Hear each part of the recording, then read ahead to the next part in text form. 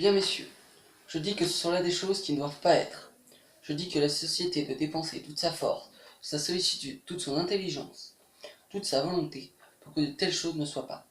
Je dis que de tels faits, dans un pays civilisé, engagent la conscience de la société tout entière. Que je me sens, moi qui parle, complice et solidaire.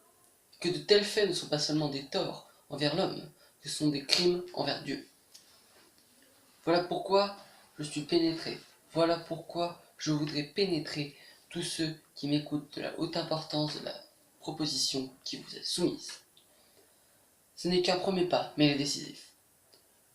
Je voudrais que cette assemblée, majorité ou minorité, n'importe, je ne connais pas, moi, de majorité ou de minorité en de telles questions. Je voudrais que cette assemblée n'eût qu'une seule âme, pour marcher à ce grand but, à ce but magnifique, à ce but sublime, l'abolition de la misère. Et messieurs, je ne m'adresse pas seulement à votre générosité, je m'adresse à ce qu'il y a de plus sérieux dans le sentiment politique d'une assemblée de législateurs. À ce sujet, un dernier mot. Je terminerai là. Messieurs, comme je vous le disais tout à l'heure, vous venez avec le concours de la garde nationale, de l'armée et de toutes les forces vives du pays. Vous venez de raffermir l'État ébranlé encore une fois. Vous n'avez reculé devant aucun péril, vous n'avez hésité devant aucun devoir. Vous avez sauvé la société régulière, le gouvernement légal, les institutions, la paix publique, la civilisation même. Vous avez fait une chose considérable. Eh bien, vous n'avez rien fait. Vous n'avez rien fait, j'insiste sur ce point, tant que l'ordre matériel raffermi n'a point pour base l'ordre moral consolidé. Vous n'avez rien fait tant que le peuple souffre.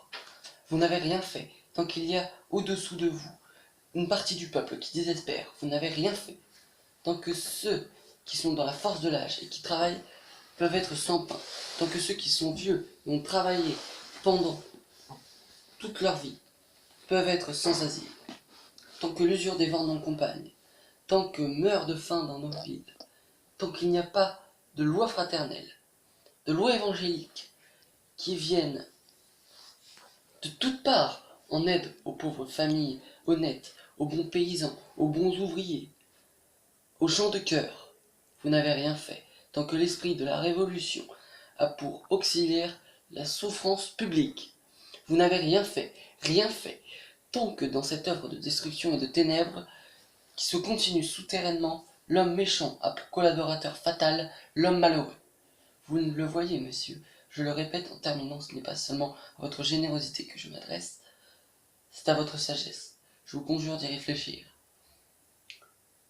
Monsieur, songez-y, c'est l'anarchie qui ouvre des abîmes, mais c'est là la misère qui les creuse. Vous avez fait des lois contre l'anarchie, faites maintenant des lois contre la misère.